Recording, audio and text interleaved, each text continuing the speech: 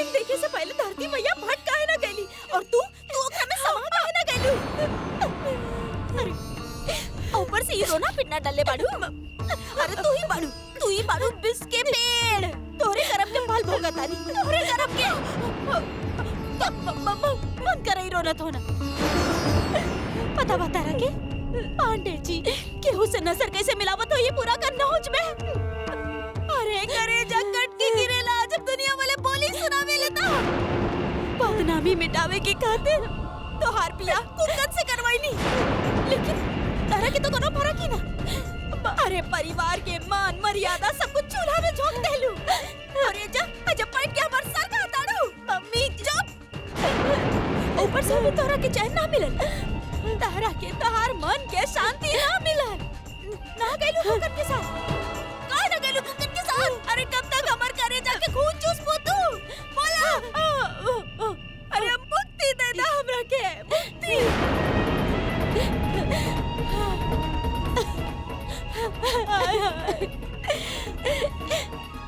देखते देखते सब खत्म हो गए। लुट गई नहीं हमने, बर्बाद हो गई नहीं।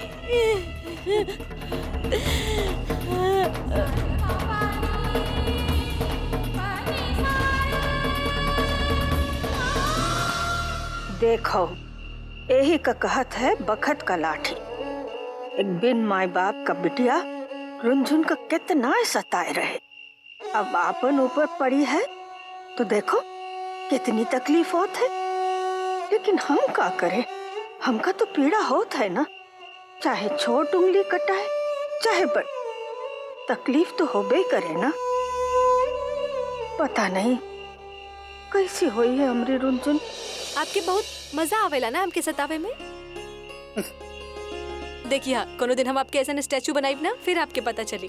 अच्छा हम वो दिन के इंतजार करब फिर। अरे मजा काहे ना आइल कमाल करेलू। हाँ तो इतना परेशान करेलू अपना आपके। फिर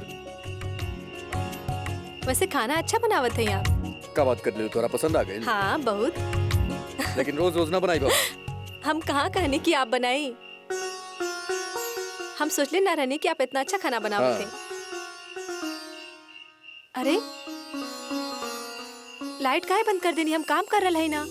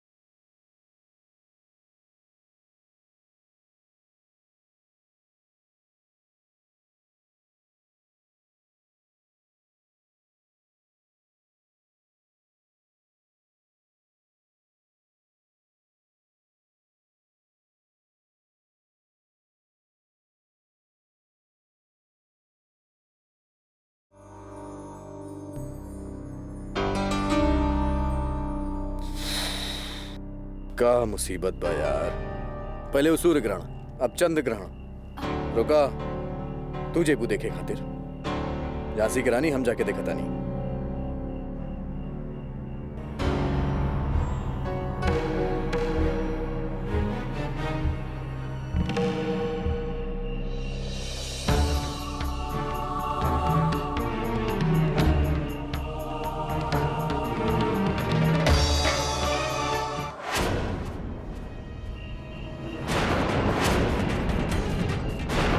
रुंझुन रुंझुन कहाँ भी है? अंदर बढ़ी।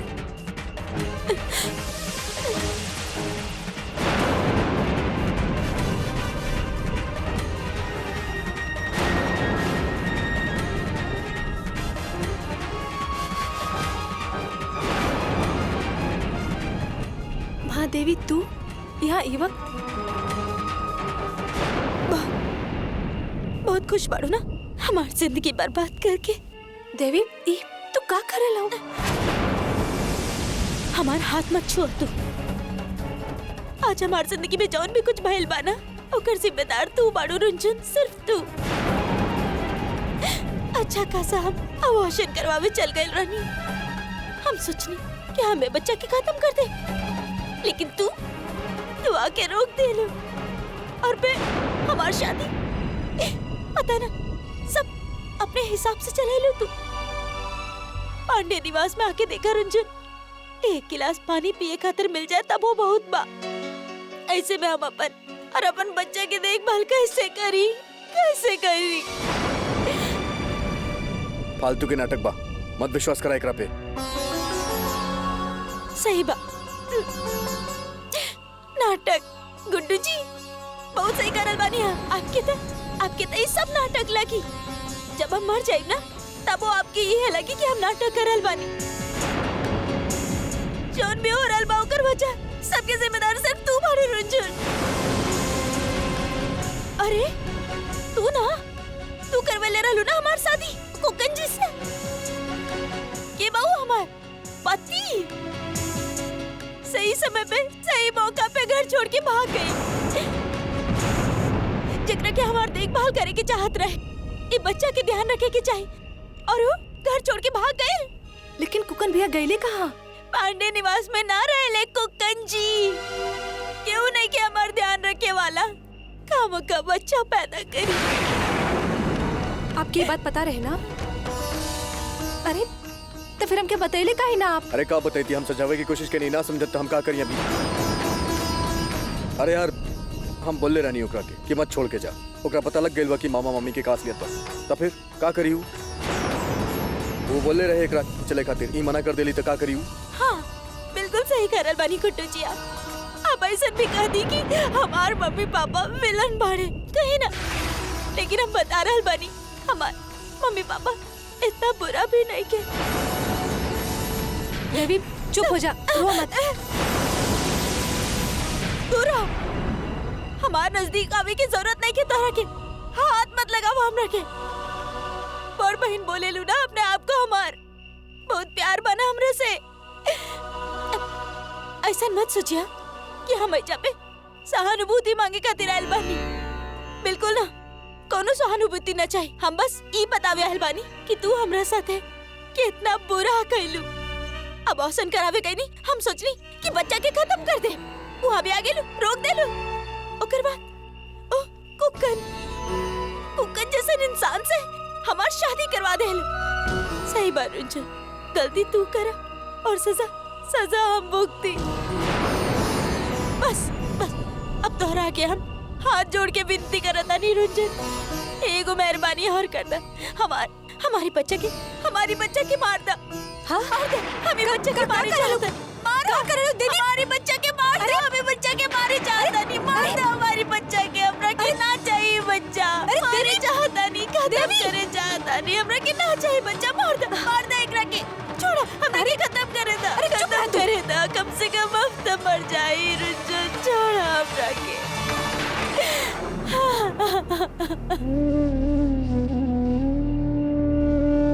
साला एक मुसीबत खत्म ना होला दूसरा शुरू हो जाएगा। समझ में नहीं क्या का करी।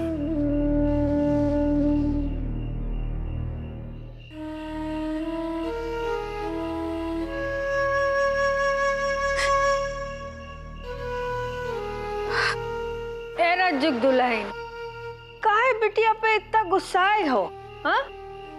अरे ओका बाप चाचा भाई तक ना ही बदले तो देवी में तो अभी बचपना है।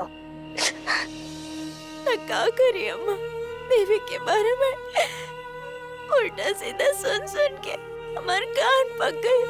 हम जानता नहीं कि हमारी देवी से बहुत बड़ा गलती भई, लेकिन आप ही कहता नहीं ना अम्मा, जब घर वाले ही ताना मारी तो बाहर वाले क्या कहिए अम्मा। हम समझे थे रज्जू दुल्हन, तुम फिक्र नहीं करो, सब ठीक हो जाइए। चलो हटो, हम कर रहे दुल्हन, हम तो कहते बिटिया का असली घरों का ससुराल होता है, मायके में रही है तो लोग तो ताना मार भी करिए ना।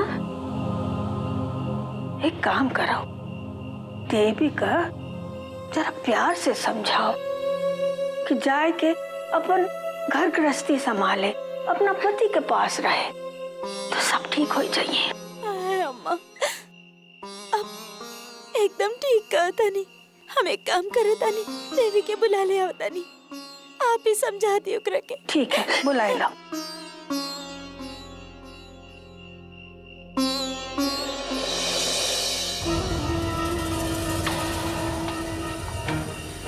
यार साला अबे जल्दी करा, नहीं तो ये मोमबत्ती के जैसे हम ही टपक जाए। अबे का बे विष्णु पाड़े, एगो दस्तखत ना कर सकेला, तारा से तो कुछ ना हो सकेला। नकल में भी ना अबे अकल लगावे के पड़ेला। हाँ। साला इतना आसान लग रहा ना, तो साला खुद करके बतावा, चलो करा।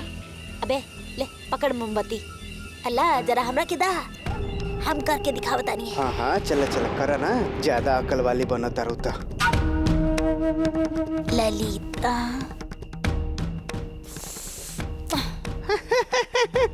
बस अबे बेकार हो गेल बे।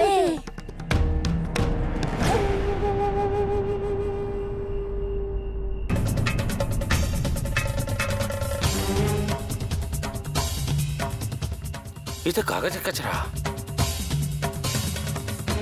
ये विष्णु के खिड़की से हमरा ऊपर आई, मतलब विष्णु के इतना हिम्मत कि हमरा ऊपर वो कचरा फेंके। हम बताओ तनिया जकरा के कि हमरा जो पांडे का चीज चाहिए। ललिता पान, ललिता पांडे। दिखाओ अबे दिखाओ देखा, दिखाओ। करेक्ट कर देली ना, कलसन के कमाल।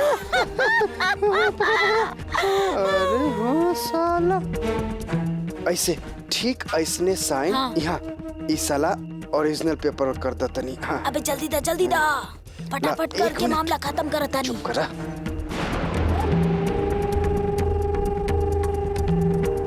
विष्णु,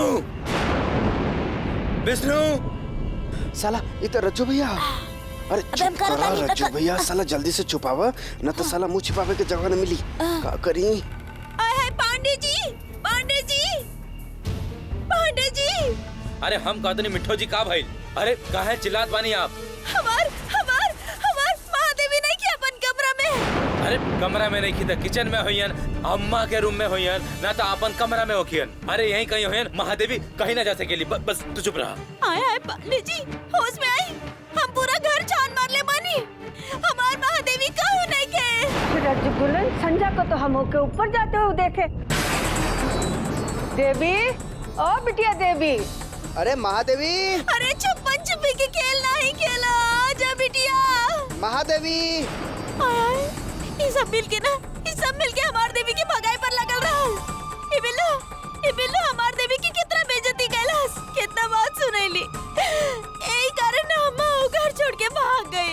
रज्जू दुल्हन, तुम परेशान ना हो, देखो हम कुकन को जाके बता दे, सब मिलके खोजिए तो मिल जाइए, तुम परेशान ना हो। हाँ माँ, जा। अरे देवी, महादेवी। कुकन, ए कुकन, बेटवा यहाँ आओ, झट से यहाँ आओ।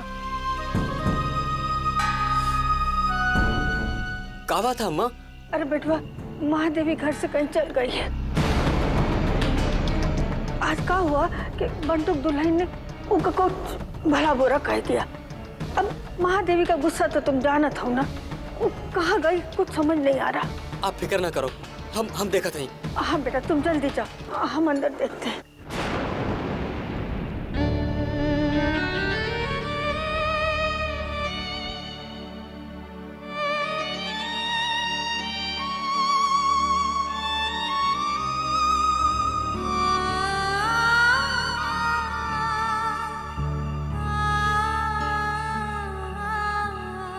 कब है सुध गेली?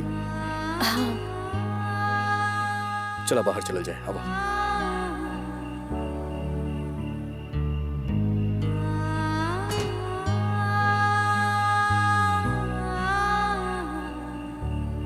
इतना सब कुछ हो गई घर में और हमके पता भी ना चलल। सब हमार गलती है। हमसे ये चूक हो कैसे गई? अरे हमके तो तू कबो समझ में आई ना यार। अरे फालतू में हर इल्जाम तू अपना ऊपर ले वेलू। हर चीज तू कैले बड़ू, गलती तो हार बा। तू कुछ ना कैलू, समझ में आवत बा? सब कुछ तू कैले, हम अच्छा से जाने ली। हमके तो चिंता ही बात के होत बा, पता ना घर में बता के आइल बाड़ी की ना।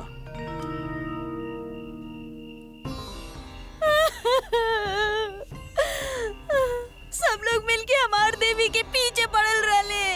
अरे कुलच्छन बच्चलन पता ना का कहला हमार देवी के।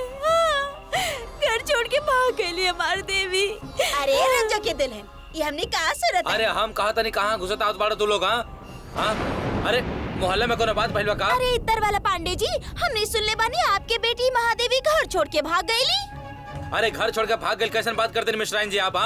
अरे आप गलत सुन ले बानी। अरे हमार महादेवी तो अरे अम्मा जी तो कहत रहली देवी बिटिया घर छोड़ के भाग गईली। हाँ हमने तो अपन कान से सुन ले बानी। कहाँ बके जा रही हो? हाँ एक मिनट, हम बतियाए ले फोन पे, फिर हम बोलते हैं।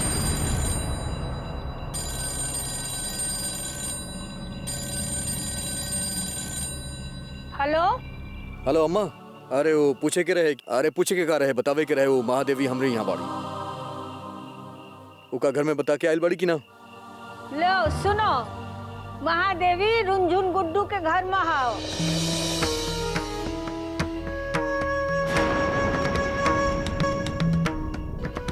हाँ बेटा, बिना बताए वो चल गई थी। हाँ ठीक है, तुम्हारे पास है, इसका मतलब अपन घर में है। ये लो बात करो। हेलो बात करा। हेलो रुंझुन बिटिया, हमार देवी कैसन बाड़ी? हाँ मामी, आप चिंता मत करी, तू बिल्कुल ठीक है। हम सवेरे बात करा दे ओकरा से। अभी सूत रहा ना? रुंझुन बिटिया खुश रह, हमार देवी के ख्याल रखिया, ठीक बा? लो सुन लिया, हमारी बिटिया कहीं भागी उगी नहीं है, अपन बहन का घर में है। अब तुम लोग यहाँ का पंचायत करे आए हो? हाँ जाओ अपन अपन घर में जाओ। ठीक बा जाता नहीं। हाँ चलो बहन चलो। ठीक है जात है। चलो जात है। हाँ नहीं तो। और रज्जू, अब बिटिया घर आए तो कह दीजिए कि जहाँ भी जाए का हो बताए के जाए। हम कुक्कन का फोन कर दे थे, नहीं तो वो भी परेशान हो जाइए। हम कहले रहनी ना तरह के, बिना बताइले आई हुई। देखिए देवी में अभी भी बहुते बचपना है, लेकिन धीरे धीरे समझ जाइयो। हमके एगो मौका और देवे के चाहिए ओकरा अपन गलती सुधारे के। देखिए ओकरा सहारा की जरूरत है अभी। कोनो सहारा की जरूरत नहीं के, घर छोड़ के आइल बड़ी, समझ में आवत बता के। कुक्कन कहले रहे चल हमरा साथे, ना मन लियो। हमके समझ में नहीं आवत कि उनके साथ चली कैसे भैया। हम भी तो ये बतावे के कोशिश कर रहे हैं ना, देवी के बात खुद समझे के पड़ी कि कुक्कन भैया की जिंदगी ओकर जिंदगी से जुड़ल है। ओकरा अपन गलती खुद देखे के पड़ी और खुद सुधारे के पड़ी। कहाँ सुधारी यार, जेकरा सुधारे के हो तू पहला सुधार लेती, ना सुधारे चाहत बड़ी। देखी कुक्कन भैया के थोड़ा समय तो देवे के पड़ी ओकरा के। अब और कितना समय दे यार, कितना समय दे और? हमरा वजह से कैलस ही सब। हम कुक्कन से कहनी कि भैया महादेवी से शादी कर लो, कर लेलस। हमरा वजह से कैलस ही सब। आहुति देत बा, हमके कितना बुरा लागत बा हम जाने ली। सब हमरा वजह से होत बा, पता ना ठीक कैसे हुई।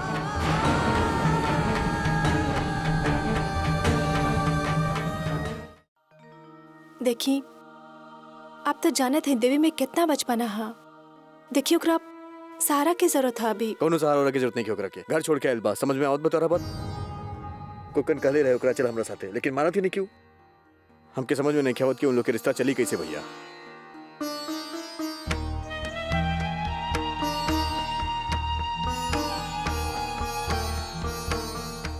अरे कुकन भैया आप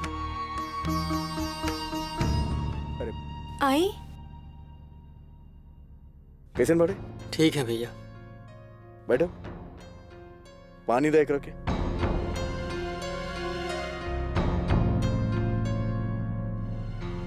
भाभी वो महादेवी कैसन है? ठीक है भैया।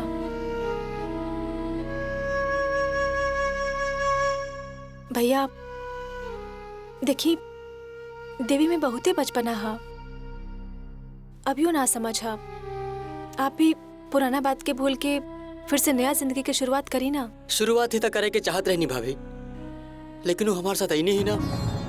कल के हम ये घर छोड़ के जाए भी ना, और हम भी प्रण कर लेनी कि पांडे निवास में कदम ना रखब त ना रखब। सब ससुर गंदा दिमाग वाला लोग बसेला वहाँ पे। तो हमें देवी के का गलती है? आप फिर से एक बार कोशिश करी ना। भाभी हम बहुत कोशिश कर लेनी, लेकिन ओकरे बात समझ में ही ना आवेली। हो सकेला आपके कहे के दूसरा तरीका अपनावे के चाहिए। देखिए भाभी, अब जौन भी होए हम पांडे निवास में ना जाइब। अरे तब मत जाएं, आप यहीं पर रहें। ई का कह रहा नहीं भाभी, यहाँ कैसे रहब? ना ना ना, रुनझुन सही कहा तारी। तो एजे रुको, का बना त्याग करे के सिर्फ तोराई ना, हमके भी बा। तो हमरा खातिर इतना कैले बड़ा, कम से कम हम थोड़ा तो कर सके ना तारा खातिर। तू यहीं रुका, एक काम कर, कल जाके सामान ले आइहा और एजे रुके तू। हाँ आप जैसन कह रहा नहीं ठीक है, लेकिन एक बात हम भी कह रहा हैं भैया कि ये कोशिश आखिरी है। अगर देवी ये बार भी सही रास्ते पे ना आए तो सब खत्म।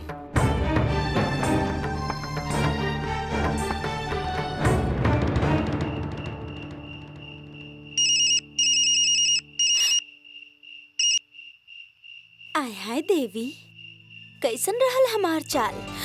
मम्मी एकदम सुपर हिट। हम बहुत अच्छा से रुंझुन के सब कुछ सुना डालनी। ओकरा के लागल कि सारा ओकरे गलती बा। अब देखिए मम्मी, वो यहाँ से हमरा के हरगिज ना जाए दी। हाँ, लेकिन याद रखिया कि तू कौन काम से वो घर में गयल बाड़ू, समझ गयलू? हम तो बस इतना ही चाहता नहीं कि तू खूब नीक नीक खाना खा और खूब आराम से मजा में रहा। ई मत भूलिया कि तहरा के और जब बोझा रानी और गुडुआ के बीच में आग लगावे के बा, ऐसन आग कि बोझा रानी छटपटाई के तन से ई घर में आ जाए। फिर देखिया तहरा के हमें बच्चा और कुक्कन दोनों से कैसे छुटकारा दिलवा बतानी। अगर ऐसन बात बा मम्मी तो हम ऐसन जरूर करब। और देखिया रुंझुन और गुड्डू जी उन दोनों के बीच में ऐसा लड़ाई लगवाए कि देखते रह जाइए।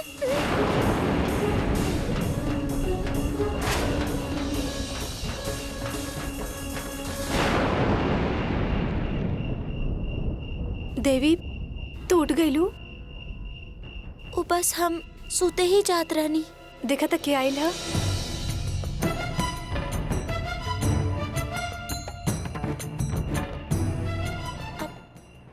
रुंझुन हमरा के ना बहुत जोर से नींद आ रहा बा, तो हम कल सुबह बात करता नहीं। 2 मिनट रुक जाना, सुत जाइया फिर।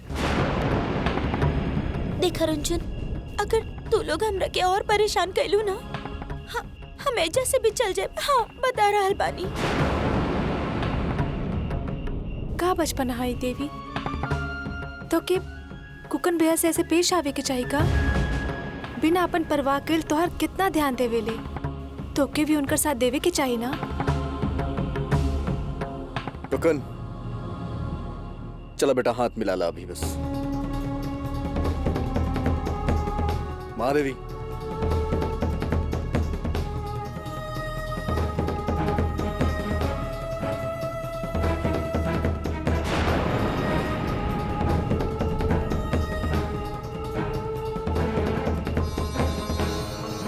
चला, तू लोग आराम करा, हम नहीं बाहर जाता नहीं, बाकी बात सवेरे कर जाए।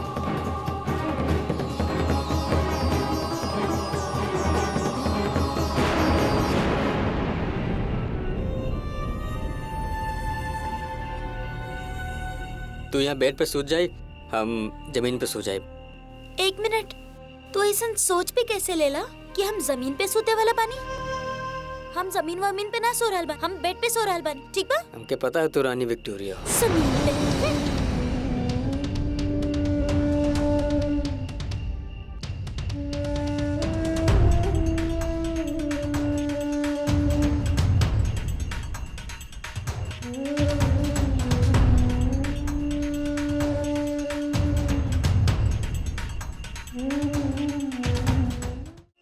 अरे आवाज चला सुधल जाए। उफ।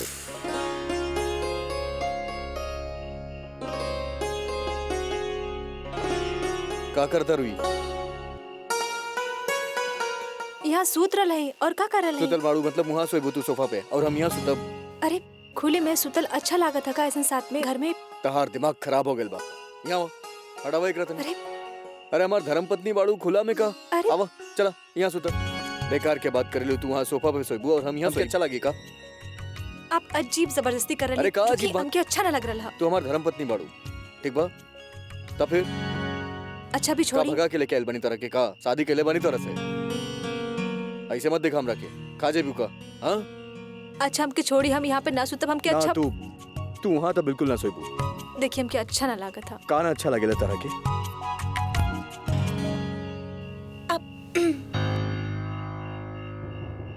ओ, हमरा की ना नींद ना आवत रहे, कुछ अजीब सा लग रहल बा। ओ कहा ना कुकन जी ना बहुत जोर से खराटा लेवेले, ए वजह से हम सूत ना पा रहल बानी।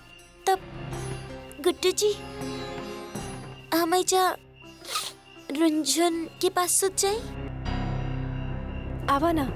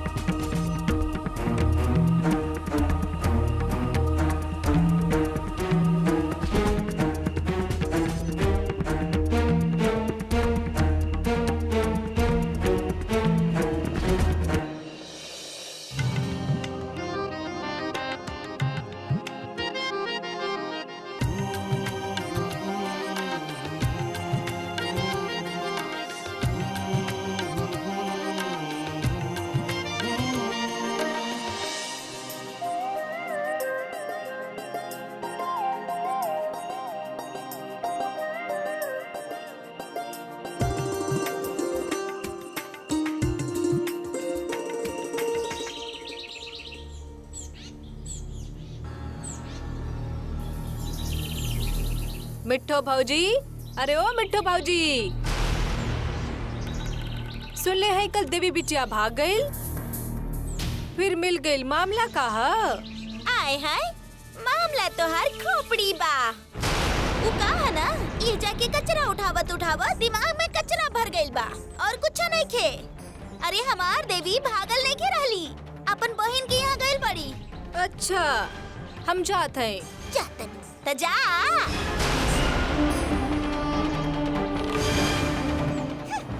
मामला का बा? सवेरे सवेरे कचरा वाली पूरे दिमाग के कचरा करके चल गई।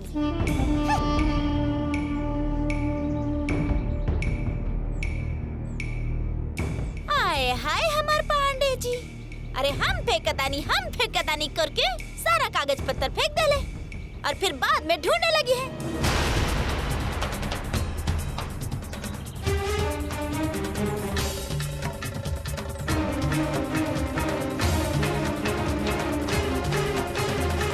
इस सादा कागज पे अम्मा के दस्तखत। अरे हम कहतनी जब दूसर खाना में पानी नहीं खे तो हम वहाँ काहे घुसी?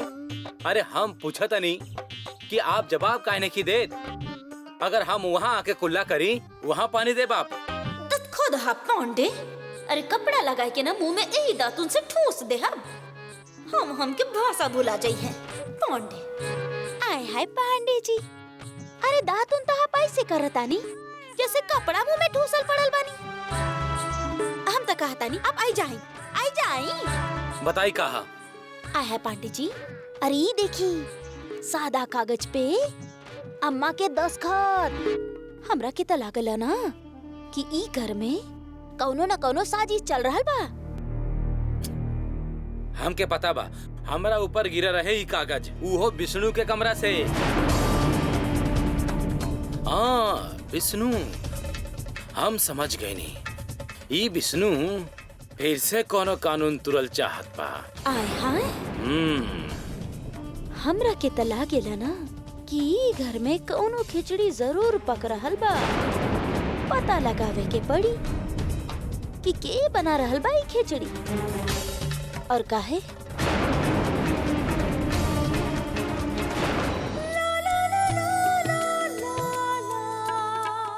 अरे अरे हटे, हमके काम करे के। अरे का काम करे के बता रखे, सारा दिन काम ही करत रहा बुका। छोड़ो।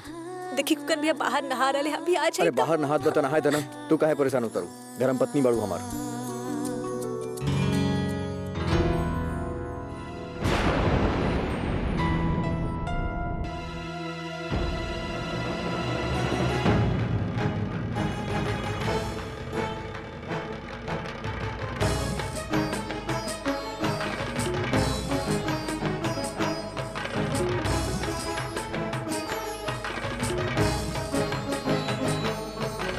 ठीक बा, लेकिन कब तक? हम तोड़वाई भी प्यार के बंधन। देखिए, जब साथ छूट जाए ना तो सब पता चल जाए।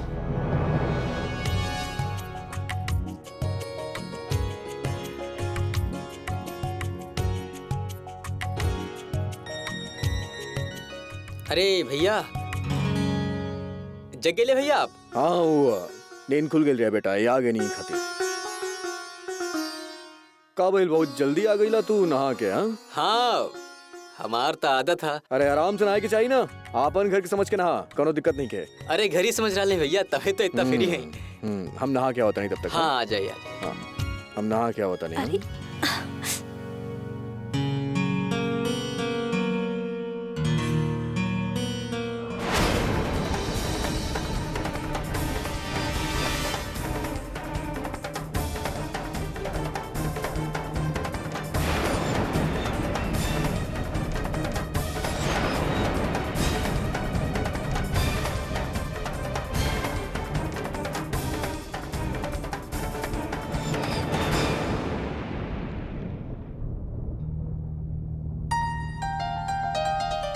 विश्वास ही ना हो खेला कि यही गुड्डू भैया है। कितना बदल गई है भाभी। हाँ, आप दोनों के देखा थे ना तो जैसे मंदिर हो आइल, मन एकदम स्वच्छ।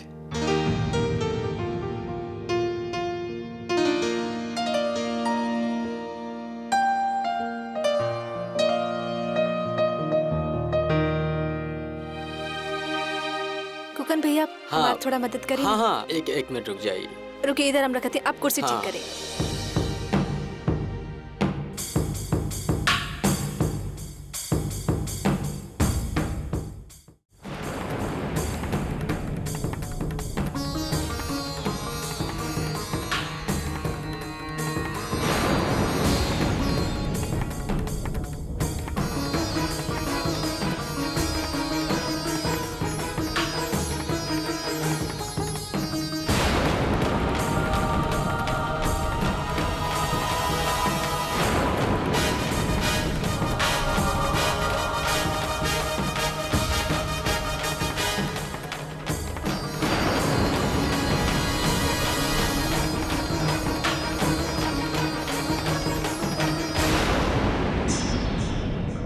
देवी, तू? हाँ, वो हमरा के ना बहुत जोर से प्यास लागल रहे, यही से। अच्छा, चल जल्दी से तैयार हो जा, जाके नहा ला। हाँ, लेकिन रुंझुन हम कपड़ा का पहनी? हम तो अपना साथ कोनो कपड़ा लेनी ही ना। कुकन भैया सवेरे ही तोहार कपड़ा मंगवा ले हैं। तो के बहुत प्यार करत हैं, तो कोई बात पता ना हा। चला अब जल्दी से जा, नाश्ता तैयार है।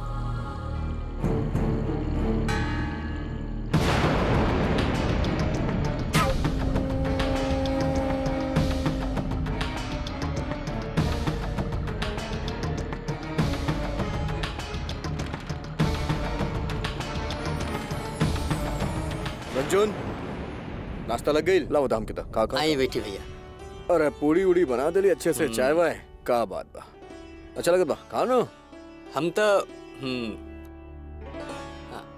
अरे ई का करल है आप? पूड़ी अरे- खाटा नहीं और का रुकी एकरा थोड़ी ना ऐसे खाते रुकी हम प्लेट में लगा के देते हैं रखी। अरे टेंशन का रेट बाड़ू अपन कर बा ओफो रखी ओकरा ला के दे रहल है ना आपके। अरे यार बहुत गुस्सा कर चला खा ला चला आओ लगावा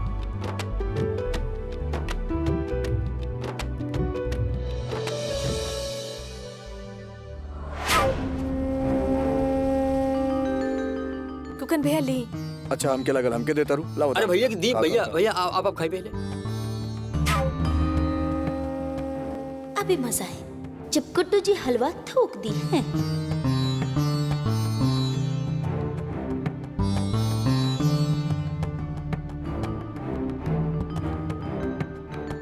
अरे कितना प्यारा धर्मपत्नी बाड़ी हमारा।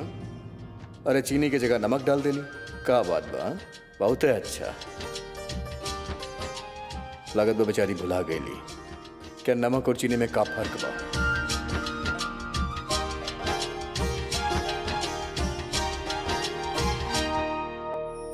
अरे इमे तो नमक है लेकिन समझ में नहीं आ रहा कि भैया कैसे खा रहा है। ओह नमक भी ससुर प्यार में मीठा लागेला।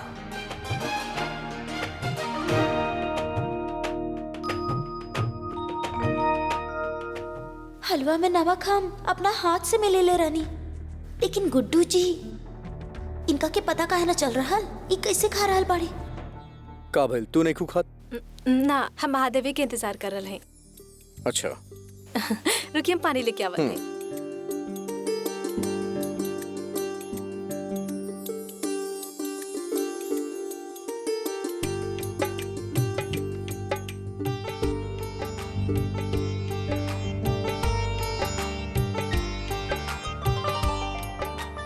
अरे बहुत बहुत स्वादिष्ट बा बहुत अच्छा लगत बा।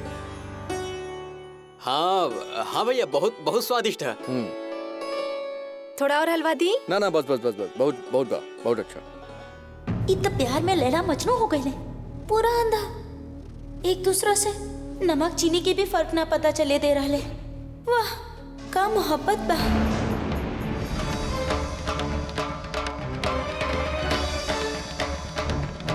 कुकन हाँ अबे भैया जल्दी करो बेटा हाँ हाँ बस चला आ जा। पहन ले चला थे।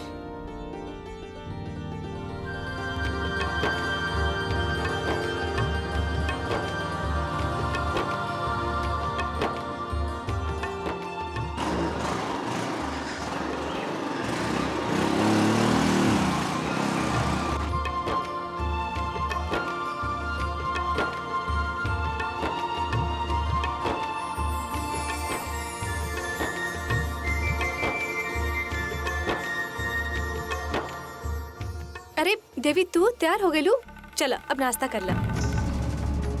अरे आवा ना आवा बेटा आवा यहाँ बेटा।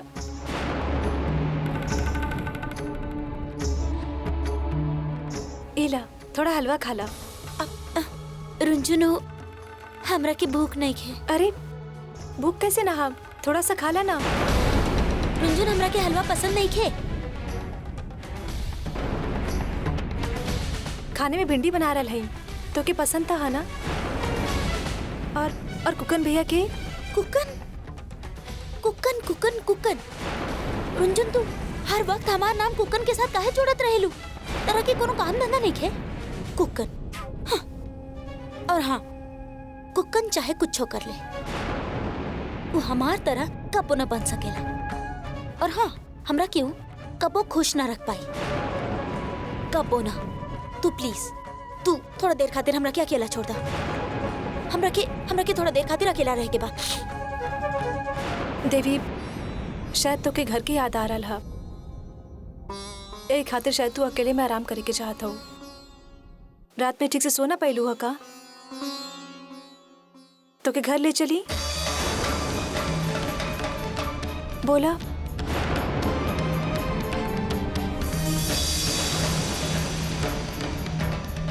साला कलसन वाली का करत रहो रे? चेहरा ऐसा लाल हो गई तुहार जैसे हम साला प्यार के इजहार कर दिले हैं तो के। शांत रहा। अबे साले विष्णु पाड़े के भूत। हमार जान निकलल जा रहल बा।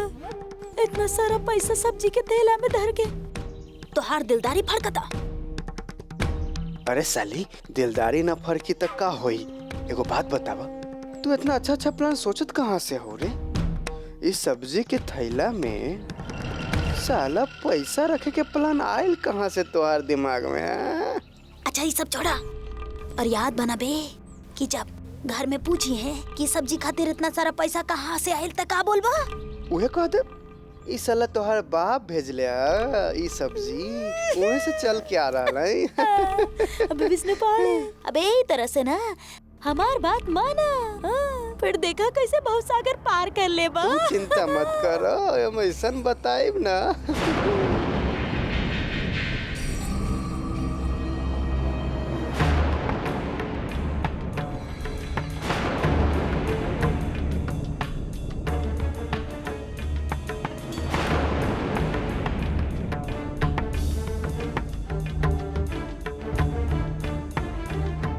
विष्णु पांडे रुको। इस सूरज भगवान तुम्हारे साथ कैसे उगे लगा? हाँ, और वो भी पश्चिम से। घर का लिए तो कभी कुछ नहीं लात हो, तो आज इतना सब्जी तरकारी। अरे अम्मा, देखा ना, हम केस जीतत है तैयो मुसीबत, हार जाते तैयो मुसीबत। अब देखा अम्मा, हम घर के खातिर पहले कुछ ना लावत रही तैयो आप कहत रहे कुछ न करत हो। अब कुछ लेके आयल है तैयो कहत रहा का लेके आयल बाड़ा। अबे अम्मा, ई जौन सब्जी तरकारी बाना हमरे बाप कलसन से भेजले बाड़े। कोनो उधार में नहीं खेले के आईनी। हाँ, ये तो नीक बात ना हो। अरे घर पर मुसीबत हो तो तुम माई बाप से मदद लेत हो। ई माँ खानदान की बदनामी होए। जैसन सब लोग कम खा के कम पहन के गुजारा करत है, तुम हो करो। बाप का घर से ये सब मंगावे का क्या जरूरत है? हाँ? अबे अम्मा, हमरा के तू जरा सामाजिक ज्ञान मत समझावा। अबे जब अच्छा दिन बीतत रहल त ये कलसन के गेहूं चावल खात रहलू, हैं? और अब ये बुरा हो गइल। अम्मा, हमरा के तू समझावा ताड़ू। अरे वो तुमरे बाप तोहफे में भेजे रहे। ये सब तुम खुद से मंगाई हो, वो अपने मन से नहीं भेजे हैं। अबे अम्मा, हम भेजे चाहे मंगवाए ओकरा से का फर्क पड़ेला? देखा अम्मा, हम भूखे ना मरब। ई जन 2 कटोरी चावल तू बैठ के बिना ताड़ू एमे के क्या आदमी खाई है? एको काम करा अम्मा, आज ना इकट्ठा चावल ही खा जा। 2-4 दिन पेट भरे से फुर्सत खा ला।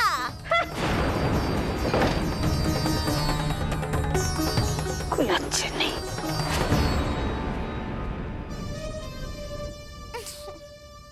कितना अच्छा प्लान बने ले रानी, एकदम फैमिली ड्रामा, टीवी सीरियल सास बहू टाइप्स। लेकिन का फायदा, सब फ्लॉप। काशू हलवा में नमक डाले वाला वो सफल हो जात। हम तो दाल में भी चीनी डाल दी थी, लेकिन का फायदा, ये सब फ्लॉप हो गई। का करी, कुछ समझ में ना आ रहा है।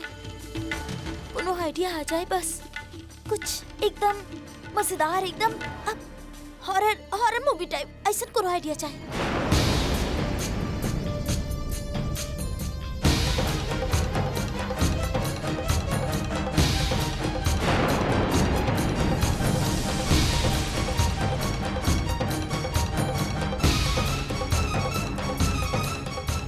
अरे निकाला जल्दी कलसन वाली।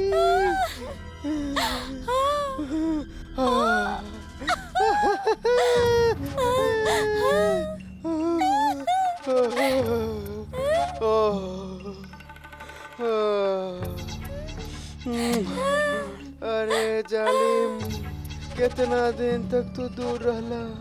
अरे काका नसले तोहरा जुदाई में। हाय, अबे विष्णु पाड़े, अबे मन तो करता ना, अबे मन तो करता कि अबे एक रखे बिछाए के एकरे ऊपर सुत जाए विष्णु पाड़े। अबे एकरे बिना तो हमार दिल रात नींद चैन भूख प्यास सब उड़त रहा। पैसा के बिना ना एकदम कन्नौज के ही अदालत एकदम वीरान हो गई रही रे। हाय, अबे विष्णु पाड़े, अबे अबे जल्दी है ना विष्णु पाड़े। हाँ, अबे ऐसे से निकल ला। काहे की ना अबे घर वाले लोग के जीता में ना अबे कील निकल आइल बा। अबे तो 4 को खेल। अबे हमनी दोनों के लग जाए ना तो घाव गिनत ना बनी। बिल्लू दीदी के जेवर और ये पैसा लेके ना विष्णु पांडे भाग चला कलसन के ओर। अरे अगर हम यहाँ से भाग जाए तब पप्पू यादव जब हमारे घर में आए तो साला पोल न खुल जाए कि घर के हम अदालत में टंगवा देले हैं। हाँ? अरे हम गिरवी रख ले हैं। अबे विष्णु पांडे और हम लोग ऐसा रहा तब तो पता चल जाए। अबे उ पप्पू यादव सबे का बताई ना कि हम ही दोनों अबे घर गिरवी रखे गए रानी। ए कलसन के कमकल सिर्फ बोली अरे सबूत ना दे पाई। हम कहले रही ना पप्पू यादव से कि जे बाकी के पैसा जे बचल है वो बंटू भाई साहब के खाता में जमा करा दे। जब बंटू भाई साहब के खाता में जमा हुई तो सबूत के क्या खिलाफ हुई? बंटू भाई साहब। तब हंसी के बंटू भाई साहब समझ लो। और हम तब बस ये निश्चल निस्विकार भाव से ऐसे देखते। अबे मजा आ गई, मजा आ गई। बाकी विष्णु पाड़े अबे बंटू भाई साहब के खाता में कुछ ज्यादा पैसा तो ना डलवा देला ना? ना ना ज्यादा पैसा ना डाले हैं। हाँ लेकिन लागत तनी ज्यादा कम पैसा डाल देले हैं। हाँ, तनी और डाल देवे के चाहत रहे। अरे इतना कम पैसा से केहू के शक हो गइल त? कलसन वाली, अरे कलसन वाली। अरे तू हम पैसा छुपावते तू जाके देखा। अरे एकरो अभी आवे के रहे। अबे विष्णु पाड़े तू जल्दी से पैसा छुपावा। हम जाके दरवाजा खोला तानी। हाँ। कहाँ रखी? कहाँ रखी? हाँ हाँ इस ससुरा कोट में रख देता ही। ई त फटल पुरान कोट है। अबे क्या हो गई मिट्टू जीजी? हाँ? देखो या तो तू चिल्लाए ला या तो दरवाजा खटखटाए ला। आए है कलसन वाली। अरे हम कहाँ चिल्लाता नहीं? चिल्लाता तू लाल बाड़ू। हाँ ठीक है। बोला कोनो जरूरी काम रहेगा? काहे कि हमरा के बहुते काम बा। आए हाय कलसन वाले हमरा के पता बा कि तू अंदर कौन सा जरूरी काम करत आड़े।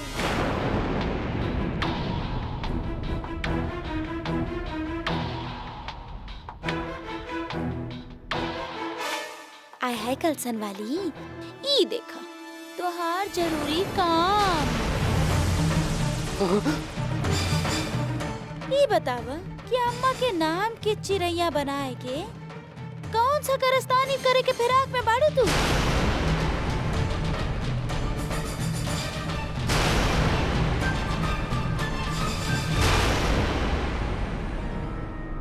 रुंझुन ओ हम थोड़ा देर खातिर ना आराम करे जा रहल बानी। हाँ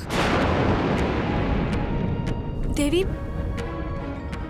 बात कहा तू परेशान लग रहा हो। तबीयत तो ठीक है ना तोहार? ना रुंझुन ऐसन कोनो बात नहीं है। और हम परेशान हम बिल्कुल परेशान नहीं थे।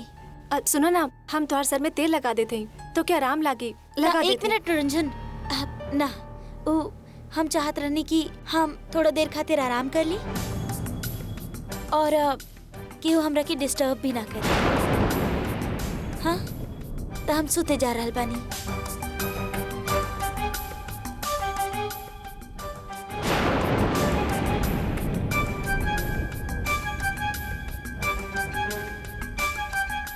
अभी बताओ तानी तोहर सारा अच्छाई और गुड्डू जी के सारा प्यार कांच के तरह तोड़ के फैला दे, बाकी चैन से सूते ना दे तारा के।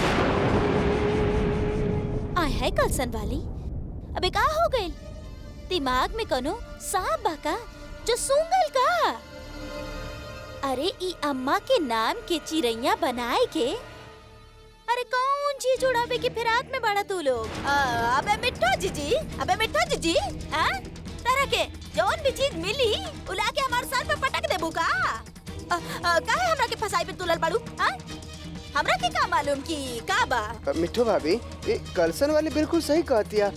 लाई हमके दिखाई कागज। मिठू भाभी देखी, जब तक आप हमके कागज ना दिखाए हम कैसे जांच करके बताए और कैसे फैसला दे पाई। हाय हाय, तो तू दोनों जने ऐसे ना मनबू। वैसे भी एगो बात ध्यान से सुन ला, हम बात हवा में ना उड़ा बतानी। ई कागज हमार पांडे जी के ऊपर फेंकल गए रहे, तोहार कमरा से आयल रहे ई कागज। अबे मिठू जीजी, ई जोन तोहार मिट्टी चुरी बा ना, उ ज्यादा हमरा ऊपर मत घोपा, बता दे रहल बानी। अबे इतना देर से समझा रहल बानी, ए मिठू जीजी बाड़ी की समझ में ना आ रहल बा। ऐसे हमरा के लागत है ना मिठू जीजी, ई अपन दिमाग के तू बेच के ना घर के राशन उसन खरीद के ले आयल बाड़ू। हाँ देखा मिठू जी, अभी ई कागज तो हर हाथ में बा। हाँ? और ये बात हम कहा कि कागज तो हर बा, आई में बनावल चिरैया भी तो हर बा। तो आय हाय कलसन वाली, ज्यादा ना बोला। अबे ज्यादा कम का मिठू जी? हाँ का ज्यादा कम? हाँ? अबे अगर ये हम कहब कि विष्णु पांडे के कागज बाहर मिलल रहा, और जब हमनी लोग अम्मा के एक बार दस्तखत देखनी, अबे अगर तो हमार तो हवा ही उड़ गई। का बोलबू बोला? बोली बोली। और अगर ये कहब कि जब हमरा के कागज मिलल वही समय रज्जो भैया हमनी के देख ले तो का करबू? हाँ बोला का करबू? एक खातिर ना मिठू जी, जरा एक बात सुन ला, कि जन तो हर दिमाग में शक के कूड़ा कचरा भरल बना, ओकरा के साफ कर ला। जाके अपन कमरा में आराम से खा और झाड़ू पोछा फिनाइल लेके ना अपन दिमाग के मैल साफ कर दा। हाँ चला साफ कर ला मिठू जी। हाय हाय, दरवाजा बंद।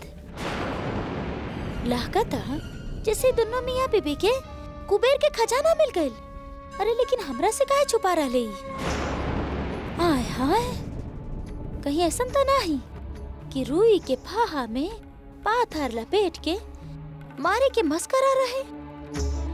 अगर ऐसा भइल तो सर तो पहले हमरे फूटी। लेकिन का करी? अरे कैसे पता लगाई?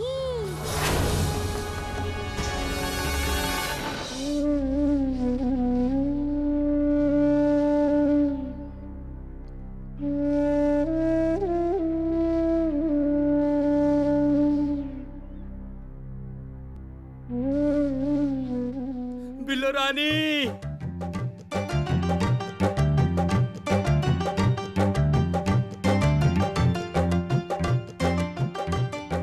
बिल्लो रानी, दुख भरल दिन बितल रे भैया, सुख भरल दिन आइल रे। दुख भरल दिन बितल रे भैया, सुख भरल दिन आइल रे। बिल्लो रानी, तो का पता बना अब हमनी का दुख बना सब जाए वाला बा, मतलब खुशी के घंटी बजे वाला बा। का करल है बंटू जी? अरे हम तो यहाँ हई, एकरा से काहे बात करल है आप? हैं? का करल है आप? हैं? कि गरीबी गइल घंटा बजावे? अरे कहाँ गइल बंटू जी? अरे यहाँ बजा रहा हमार घर पे। तो जरा ये देखी बंटू जी, ये देखी, ये रैक पे कबो को बनारसी साड़ी लदी रहत रहे। और अब देखी ये तौलिया, वो धूल से भरल। का करल है बंटू जी? कुछ भी खात रहले। अले बिल्लो रानी, अभी रैक पे का, अब तो ही रैक पे भी बहुत सारी बनारसी साड़ी टंगी। ये सारा गाना बना, ये हार, ये झुमका, ये फिर से आ जाई टिंगलिंग टिंगलिंग। ताऊ, क्या कर रहे हैं बंटू जी आप? हैं? अरे आपके दिमाग तो ठीक है ना? इतनी हमके फोटो यहाँ रखी। बंटू जी, हमके तो लागत है ना कि गरीबी के असर सीधा आपके दिमाग पे हो गई ना। बिल्लो रानी, अरे बिल्लो रानी, अरे सुना ना टिंगलिंग, और हमार छप्पर ता फट चुकल बा। अरे का दे वाला है भगवान बंटू जी? हाँ का दे वाला है? अरे मुसीबत दे ले हई। हाँ का दे सकते आप हमके? कुछ दे सकते हैं? बर्बाद करके रख दे ले हमके बंटू जी, बर्बाद करके रख दे ले। हाँ, कुछ ना। अरे बिल्लो रानी, अरे सुना ना। अरे क्या कर रहे? अरे सुना सुना, अरे आओ आओ आओ, सुना था सुना था, अरे सुना, अरे रुका, सुना ना। भगवान छप्पर फाड़ के जे कुछ भी देले बड़े ना, कुछ ना बहुत कुछ देले बाड़े। हमनी के लखपति हो गई नी, लखपति। हाँ, रिपोर्ट देखा।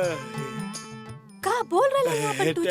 टेंडेन। देखा? ये देखा केहू हमार बैंक अकाउंट में 2 लाख रुपया जमा करवा देले बा।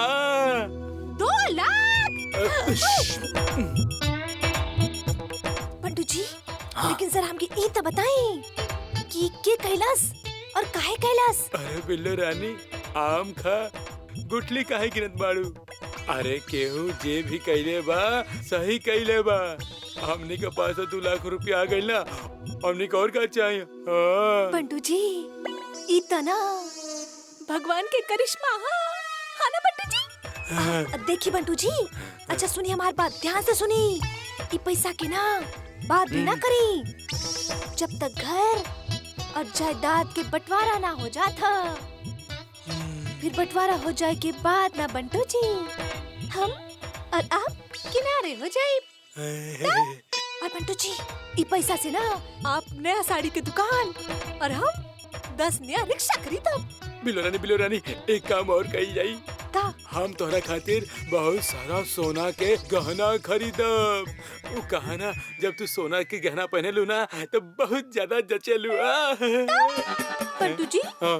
आपके और आपके सोच के ना केहू के नजर न लगे। हाँ।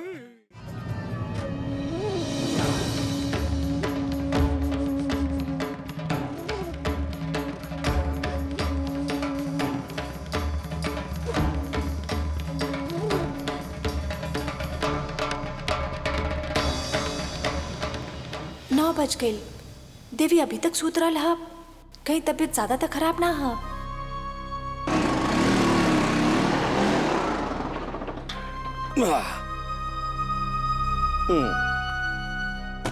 रंजन,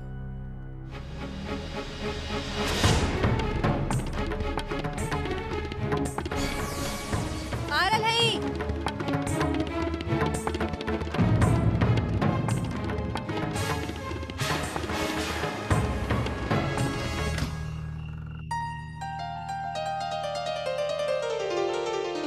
क्या बात है, आप लोग बहुत खुश लग रहे हैं। अरे खुशी की बात ही है भाभी, आज बिक्री ना बहुत बढ़िया भइल है, एकदम अच्छी वाली।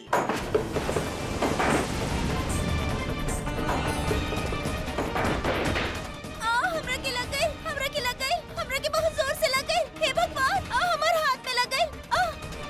देवी, महादेवी, देवी का भइल? अरे दरवाजा खोला। अरे का भइल तो के? हमरा के ये सूटकेस पता ना कैसे गिर गए।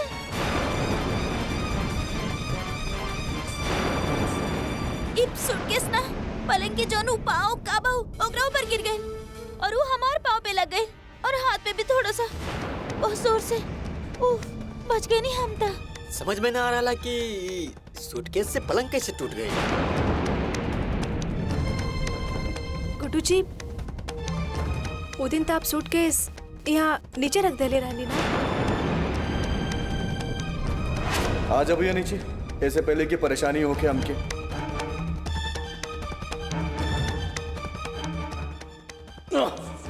अरे तो भारी बा भाई।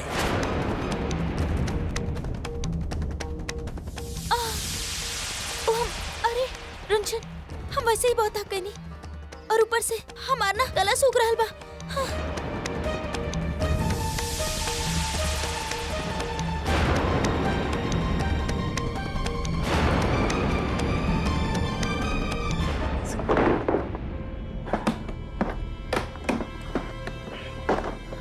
भैया आप टेंशन ना लो, 2-4 दिन के अंदर हम नई पलंग ला देब। चुप रह, ज्यादा बकवास मत करा। नया पलंग ला देबा।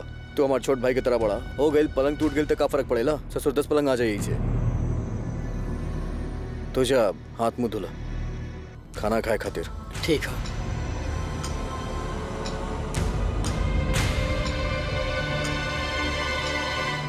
महादेवी के लिए बड़ी है। जानबूझ के कैली हुई सब।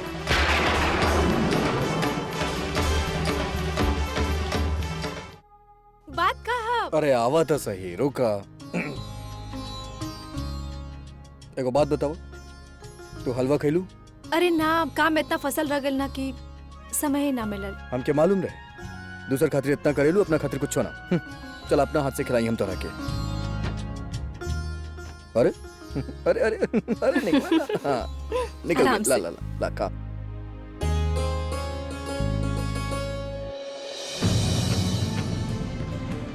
एमे नमक कहाँ से आई? हम तब चीनी डले रहलू। हाँ आप बहुत भोला बनी हमार धर्म पत्नी जी। आपके का लगेला अपना आपुर के आगे ऐसे के डाल सकेला? सोचो आपके प्यारा बहन यूहे का करामा था और ये सब मीठी चीरी सिखा के भेजले पड़ी ओकरा के, ताकि हमनी दोनों अलग रही, हमनी दोनों में फूट रहे। ये खातिर हमनी दोनों के खुश ना देखे चाहता रही। ये नमकीन साजिश रहे उनकर जो हम नाकामयाब कर देनी, समझ लू। अरे तब आप खैनी काहे और कुकन भैया वो हमके काहे ना बतैले? अरे वो का बताई यार, हम तारीफ कर देनी तो वो हमारी इज्जत करेला, वो हमरा सामने थोड़ा ना कुछ बोली। आगे से ऐसन मत करी, हमके बता दी। हाँ अच्छा ठीक बा, आगे से ऐसा ना कर। चला आवा, आगे से ऐसा मत करिया। का हो गइल? बैठ जा भाई, अपने घर बा, टेंशन वाला का बात बा? हाँ का भइल, का सोचत तारू? कुछ ना, सोचत रहने की आप नमक वाला हलवा खा भी गए नहीं और कुछ बोलनी भी ना आप। हाँ भाई, हमारा आदत बा उठा उठा के सामान फेंके के, का करी? ना बहुत बदल गई नहीं। हाँ याद है आपके कितना लड़त रहनी हम लोग। वो दिन कैसे आप हमसे पैसा छीन ले रहनी और फिर ऐसे सीना तान के चलत रहे जैसे कोनो बहुत बड़ा बहादुर के काम कैले हैं। एक मिनट, सीना तान के चलत रहनी मतलब कब? आज भी सीना तान के चले ली। हमारा नाम गुड्डू शुक्ला, पहले के बात मत करा। हम तोरा से प्यार से मंगनी, तू ना दिल्लू तो हम छीन लेनी। बताओ हम क्या करती? और तू भी कोनो कोनो समझदार मत बना, हम जाना था नहीं तू कौन चीज बाड़ू। हाँ ससुर अपना काम करवाए खातिर तू का कर लू, हर बात उल्टा बोल लू ताकि हम ओकर और उल्टा करी और तो हार सीधा हो जाए।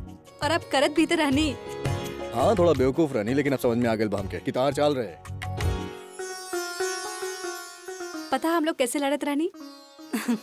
जैसे दुनिया में दुन्नू के एक दूसरे के सिवा कोनो दुश्मन ही ना होए। अब सोच के भी हंसी आवा था।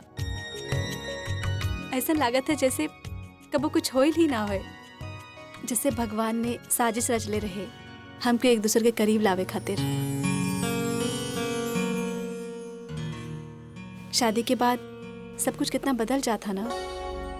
सुख दुख में साथ दिहल, एक दूसरे के साथ रहल, एक दूसरे के समझल, सब कुछ अपने आप ही हो जाता। बात तो सही बा। आपसे एगो बात कही। हाँ बोलो।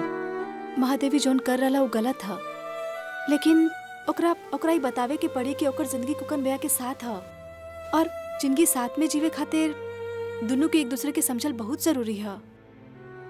देखा तोरा बात में दम बा, लेकिन होई कैसे हमके ना पता बा। हम लोग बड़ा है ना, बड़ा होवे के नाते हमार फर्ज बनेला कि हम दोनों के समझाएं। जैसे हम लोग आज अपन पुराना झगड़ा के याद करके हंस रहे हैं, का पता उनकर जिंदगी में भी ऐसा समय आए अपन पुरान लड़ाई याद कई के हंसे वो लोग और एक दूसरे के पसंद करे लगे। हो सके हमके इंतजार हुई वो दिन की, लेकिन तुम चिंता मत करा, कुछ ना कुछ हो जाए, हम जाना डालें।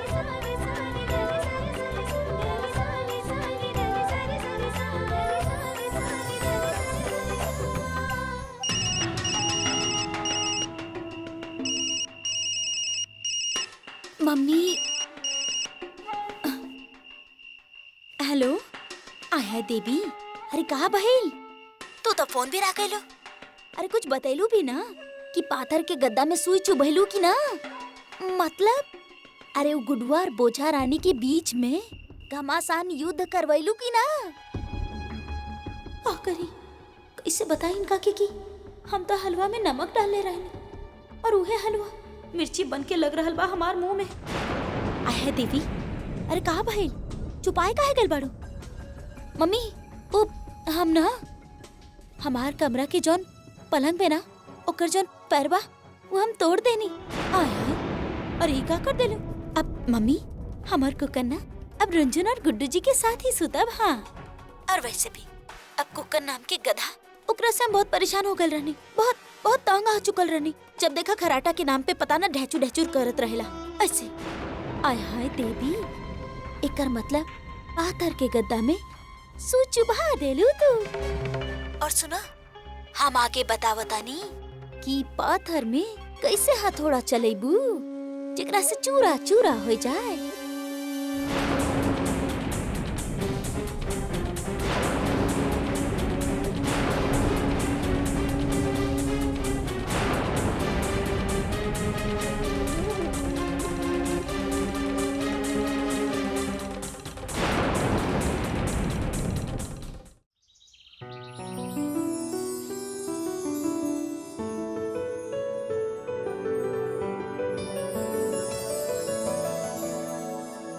रंजन, अरे भाई नाश्ता वास्ता मिली कि ना मिली? अरे नाश्ता तो हम ना बनैली है, लेकिन वहाँ जाए खातिर हम ब्रेड जैम रख लेनी है। अरे यार कमाल करेलू, रास्ता में हम ब्रेड जैम खाई, नाश्ता काहे ना बनेलू तू? अरे वो एक खातिर, हाँ भाई नाश्ता काहे ना बनेलू? वो एक खातिर काहे कि जब लोग चल जाइब ना तब देवी के कुकन भैया खातिर कुछ बनावे के पड़ी। कुछ बनाई तो आपस में बात हुई तो एक दूसरे की जनी है, और जनी है तो एक दूसरे की समझ है, तो ये बहाने एक दूसरे के करीब आई है। का बात बा? हमार धर्म पत्नी बहुत समझदार हो गई बा, लगत बा हमार संगत के असर हो गई बा। हाँ? अच्छा ठीक है, अब जाए कुकन भैया के उठाई और महादेवी के हमरा पास भेज दी है। हम ओकरा बता देते हैं कहाँ पे का सामान रखल है, ना तो परेशान हुई। जाऊ ना गया हमार धर्म पत्नी। अच्छा सुना, जाई का? जाए। अच्छा तू कहता तो चाहता नहीं।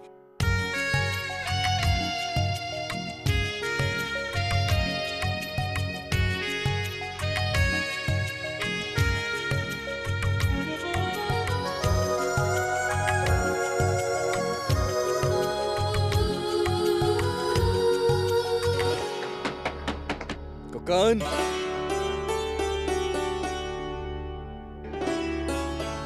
अबे सुतल बड़े का अभी तक?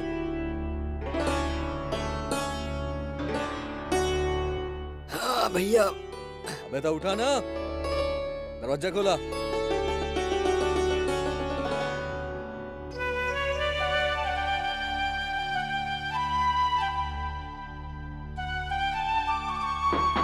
हाँ भैया खुला थी। का हो गए, इतना समय काहे लगावा तारा? हैं? कुछ ना भैया, बस ऐसे ही थोड़ा। अरे महादेवी सुनो, रुंझुन बुलाओ तो तोरा के जा। का भइल, जग गइला? नींद खुल गइल? हाँ खुल गई है। पानी वानी पिए के बा? ना ना, कोनो जरूरी काम रहे का भैया? सुना, हम तनी रुंझुन के साथ जात बानी, तनी जरूरी काम बा, तो हम निपटा के आवता नहीं। और तू एक काम करा, तू महादेवी के ख्याल रखिया। हाँ, घर पे रहिया, दुकान पे जाके कोनो जरूरत नहीं है, ठीक बा? संभाल लिया ओकरा के। हाँ फिर हम जाता नहीं, निकलता नहीं, चलो। ठीक है भैया।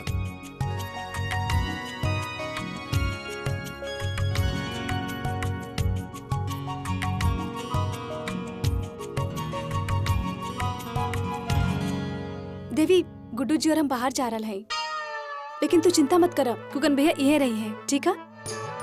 अब ना रंजन, ऐसे कैसे? हम कुकन जी के साथ अकेले कैसे रह सकेनी? और तारा के तो पता बा, वो ऐसा बात बोली है जेकरा से हमरा बहुत गुस्सा आ जाए। प्लीज रंजन, तू मत जाना, रुक जाना प्लीज। अरे महादेवी सुना, तो कबो ना रुंझुन के गले बिना काम ना होई, ओकर जाइल बहुत जरूरी बा। तो हम कुकन से बात कर ले पानी, तारा पे कोनो गुस्सा उस्सा ना करी, तार ख्याल रखिए अच्छे से। अरे रुंझुन, अरे चला यार, बहुत देरी होत बा, लोग इंतजार करत होइए, चला यार।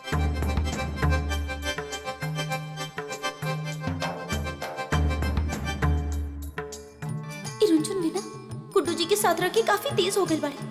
हाँ, कितना आसानी से चकमा दे रहल बड़ी हमरा के। ये लोग बाहर जाके मजा करी है, और हम ऐसे ई गधा के साथ रहा।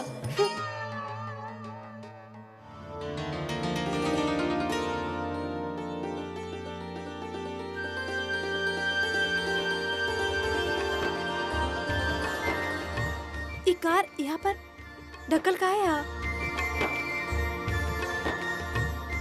और क्या कर रहा?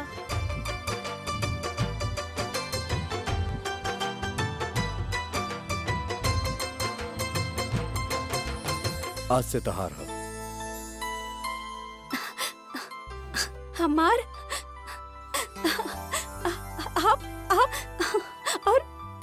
कितना सुंदर है।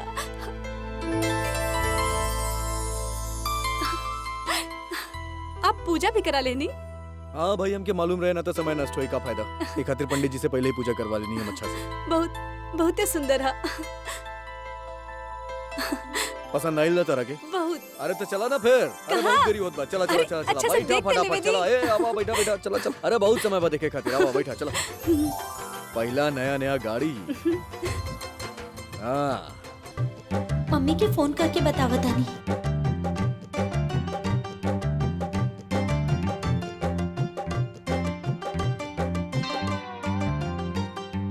अब ई का जब फोन बात ओकरा स्विच ऑफ करे के का जरूरत बा?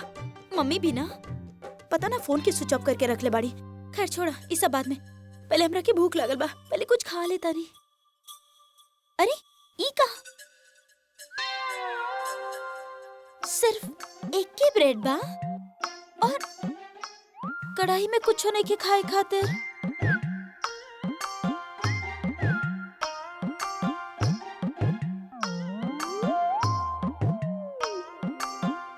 कहीं कुछ रखल ना?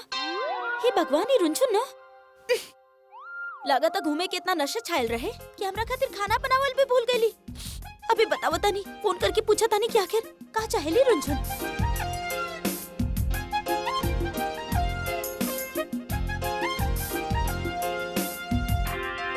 अरे केकरा फोन कर रहा हो? रुंझुन के फोन कर रहल बानी। काहे? वो हमरा खातिर खाना ना बनेली एही से। अरे वो लोग घूमे गए हैं, काहे डिस्टर्ब कर रहा हो? तार हिम्मत कैसे भइल हमार फोन छीने के? ये फोन हमार बा, इधर लावा, इधर लावा। हमार फोन बा तोहार ना, फोन छीने लगला।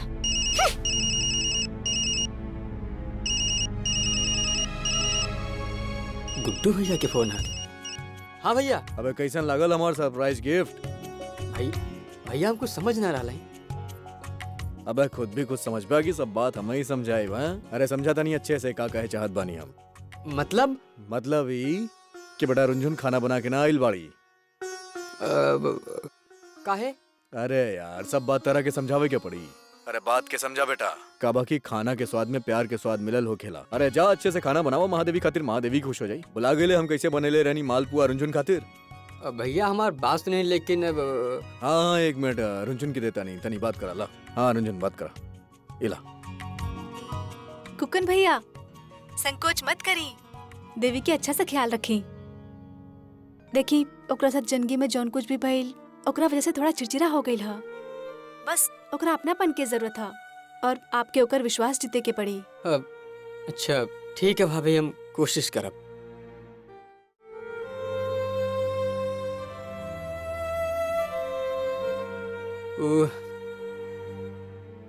एगो काम करो, तू जाके नहायला और हम खाना बना देते हैं तोहरा खातिर। जाई तू खाना बनाइबा? जिंदगी में कभी का कहल जाला ओकरा के? हाँ कभी आलू उबलले बा, आलू खाना बनावे चल ले। बाहर से खाना मंगा लिया, हम ओइजे के खाना खा लब, ठीक बा? खाना बनावे यार समझ में ना रहा का करी। भाभी भी ना खाना कैसे बनाई, काहे जब भी होई चढ़ा दी हैं। बोलिए चला आगे चला। अब चाहे चला आगे खाई हो या पहाड़, झाड़ी हो या झंकार, चला गिरा।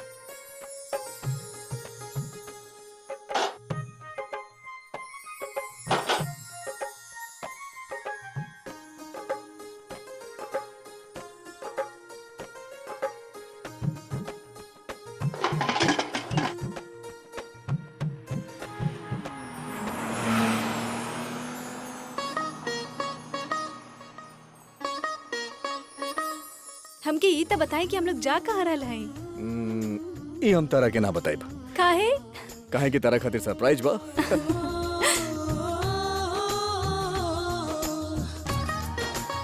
अरे काहे मुस्कुरा तारू धर्म पत्नी? अरे हनीमून के सपना देखा तारू का? आप भी ना हमेशा उहे बात करत रहेले। अच्छा बतावा का सपना देखा तारू? हम देख रहे हैं कि हम दोनों के एगो घर है, छोटा सा। अरे छोट ना भैया, बड़ा घर होए। गुड्डू शुक्ला के शान के खिलाफ बा छोट घर। काहे? सपना तो छोटा सा घर में ही पूरा हो सकेले ना। बस प्यार और आपनपन होवे के चाहिए।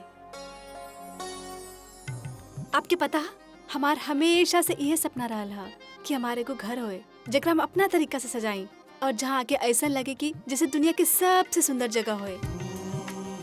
और हमके आपके मेहनत पर पूरा भरोसा है, हम लोग वैसन घर जरूर खरीद पाए। का बात बा, बहुत भरोसा बा हमरा पे।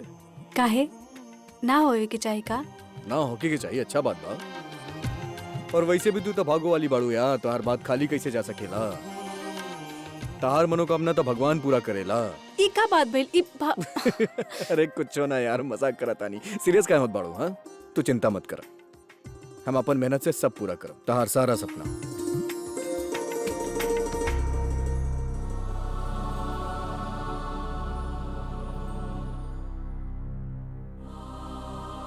ये हम आलू उबाल देले हैं और आलू के पराठा भी बना देले हैं। अब मन करे तो खा लिहा, हम जा रहा हैं।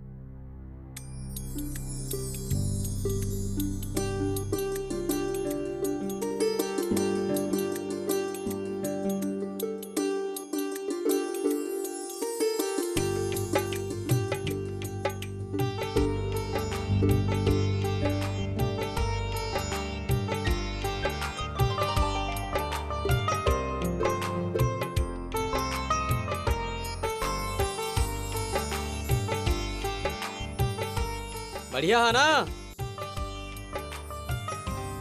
एक मिनट रुक जा।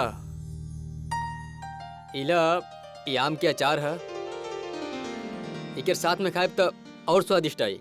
बिना अचार के भी ना बहुत अच्छा लग रहा है बा। अच्छा, वैसे इतना मेहनत करे के जरूरत ना रहे, बाहर से भी तो मंगा सकत रहला ना। बाहर से काम होती, बाहर से आवत तो है तेल मसाला हो तुम्हें ज्यादा, और वो जो है ना तो स्वास्थ्य खातिर अच्छा हो और ना बच्चा के सेहत खातिर उत्तम।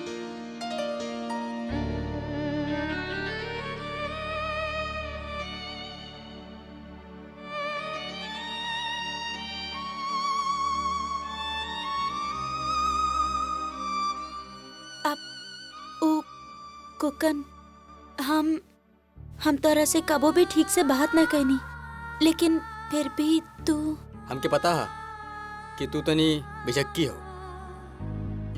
लेकिन कोनो फर्क ना पड़ेला। हो तो तू हमारी पत्नी ही। का कहला तू अभी? हम बिजक्ती? अरे शांत हो जाई। का समझी बिजक्की के मतलब? बिजक्की के मतलब समझत हो का? मतलब जेकर बार बार गुस्सा आ जावेला। हमार कहे के मतलब ये तोहरा के गुस्सा बहुत जल्दी आ जावेला। बिजक्की के मतलब ई है। तो फिर हमरा खातिर सब करे के का जरूरत रहे? मन्नी की हमनी की शादी भइल बा, लेकिन ये बच्चा तो